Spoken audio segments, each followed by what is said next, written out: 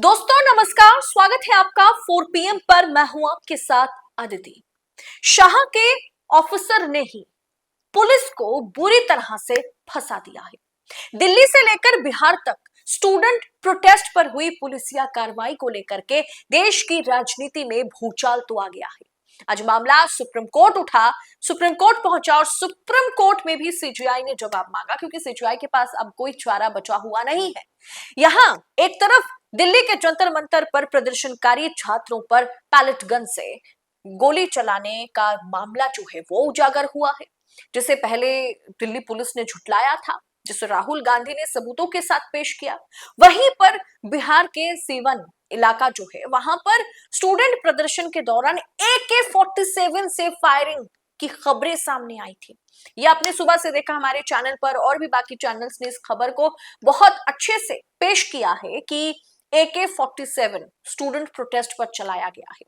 ये क्या आतंकवादी है? ये क्या पाकिस्तान से आए हुए आतंकवादी है, मुजाहिदीन है, जो इन पर आपने AK-47 दाग दिया? दोस्तों, इन खुलासों के बाद विपक्ष पूरी तरह से आक्रामक है और अब सीधे नरेंद्र मोदी के इस्तीफे की मांग को लेकर के संसद के सड़क तक, मतलब संसद से लेकर सड़क तक बड़े मार्च की तैयारी की जा रही है। मैंने आपको पिछले वीडियो में बताया कि इंडिया अलायंस जो है वो एक बहुत बड़ी मीटिंग करने जा रही है।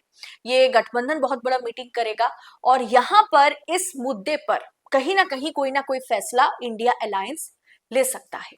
दोस्तों, इंडियन एक्सप्रेस की रिपोर्ट में यह खुलासा हुआ है कि 20 जुलाई को दिल्ली के जंतर मंतर और जो कनॉट प्लेस है उस इलाके में स्टूडेंट्स के संसद मार्च के दौरान RAF रैपिड एक्शन फोर्स के जवानों द्वारा 7 राउंड पैलेट गन फायरिंग की बात जो है वो सामने आई, वीडियो सामने आए, जिसके चलते ना गंभीर चोटें आई हैं उनको।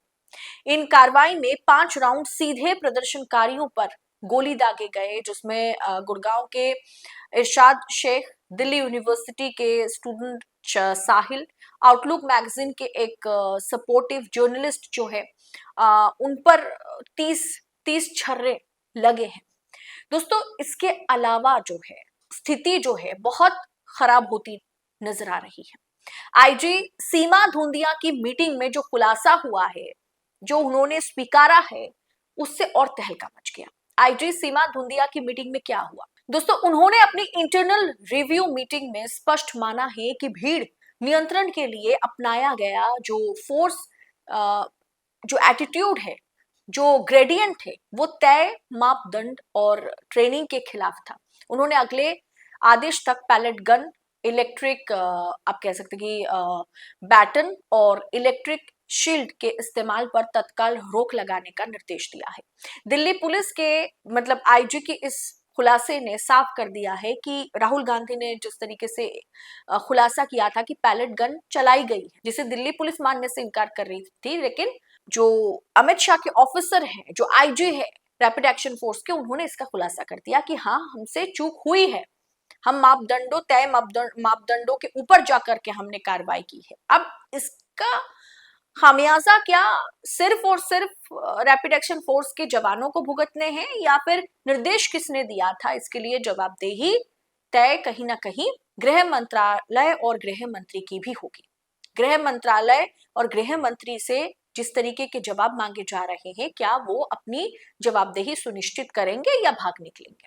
दोस्तों, दिल्ली पुलिस के दावों की जो पोल खुली है, क्योंकि शुरुआत में दिल्ली पुलिस पैलेट गन के इस्तेमाल को बिल्कुल इनकार कर रही थी, लेकिन रैपिड एक्शन फोर्स के जो लॉग एंट्री है और आधिकारिक बयानों ने सरकार और प्रशासन के दावों को बेनकाब कर दिया है।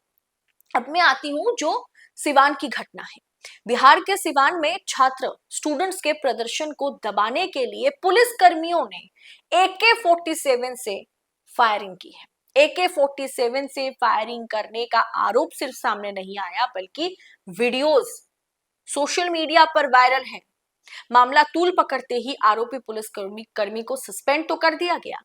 विपक्ष सवाल सिर्फ नहीं उठाएगा, हर कोई ये सवाल पूछ रहा है, क्या निहत्थे छात्रों पर सीधे AK-47 जैसी घातक राइफलों का प्रयोग करने का अधिकार किसी को है क्या? राहुल गांधी और विपक्ष ने आज संसद भवन में भी तीखा हमला बोला है। राहुल गांधी ने इस पूरे घटनाक्रम को लेकर के सीधे प्रधानमंत्री नरेंद्र मोदी और गृह मंत्री अमित शाह पर निशाना साधा। उन्होंने कहा है कि जैसे राहुल गांधी ने कहा, जो पैलेट गन मामले में साहिल पर जिस तरीके, मतलब वो साहिल को साथ लेकर आए थे, 2 दिन का पुराना ये वीडियो है, आप देख रहे हैं, आपकी स्क्रीन पर है।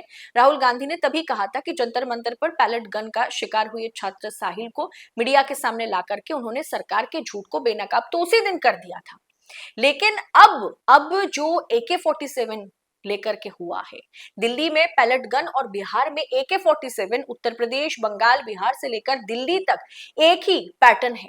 ये सरकार स्टूडेंट की आवाज दबाने के लिए किसी भी हद तक जा सकती है, राहुल गांधी ने ये ट्विटर पर लिखा। राहुल गांधी ने मांग की है कि प्रधानमंत्री देश के स्टूडेंट से माफी मांगे और दोषियों पर सख्त कार्रवाई करे। लेकिन दोस्तों, ये क्या माफी मांगेंगे? आज तो शिक्षा मंत्री, पूर्व शिक्षा मंत्री, पूर्व educational minister, x educational minister की ऐसी स्वागत हुई है पगड़ी के साथ, जिसकी बड़ी निंदा हो रही है। अमित शाह से भी जवाब मांगा गया है। गृह मंत्रालय, होम मिनिस्ट्री के अधीन आने वाली दिल्ली पुलिस और रैपिड एक्शन फोर्स की इस कार्रवाई पर गृह मंत्री अमित शाह के इस्तीफे और संसद में वो आकर के अपनी बातें रखें, वो आकर के जवाब दे। क्या स्टूडेंट आतंकवादी हैं कि उन पर पैलेट गन चलाए गए, उन पर AK-47 दागे गए? विपक्षी सांसदों का कहना है कि पैलेट गन का इस्तेमाल कश्मीर में आतंकवाद विरोधी या हिंसक पथराव की स्थितियों के लिए लाया गया था, जिसे अब अपने ही देश के शांतिपूर्ण प्रदर्शन कर रहे युवाओं पर, स्टूडेंट्स पर इस्तेमाल किया जा रहा है। ये मामला सिर्फ राजनीति का नहीं, बल्कि देश के भविष्य और स्टूडेंट की सुरक्षा का है।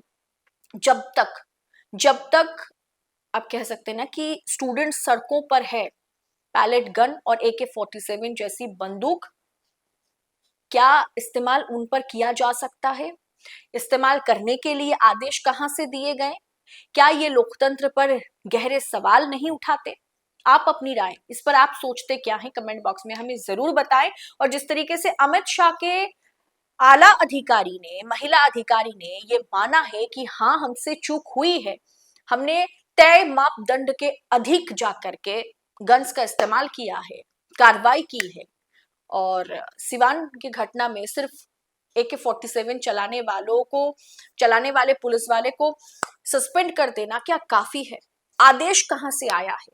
आदेश जहां से आता है, क्या वो जिम्मेदार नहीं है? कमेंट बॉक्स में आप अपनी राय जरूर लिखें और ऐसी तमाम खबरों को पाने के लिए 4PM न्यूज नेटवर्क के साथ बने रहे, आजाद पत्रकारिता को सपोर्ट करते रहे। फिलहाल इस रिपोर्ट में इतना ही, आपसे जल्द होगी मुलाकात। बहुत बहुत शुक्रिया आपका। जय हिंद, जय भारत।